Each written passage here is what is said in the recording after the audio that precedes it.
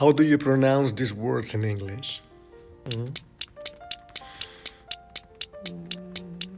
Dijiste education y graduate. No está mal, pero déjame enseñarte cómo suena más natural. Cada vez que veas una U al lado de una D en una vocal que no está acentuada, vas a decir Y. Y. Education. Education. Graduate. Graduate. Schedule. Schedule. Procedure.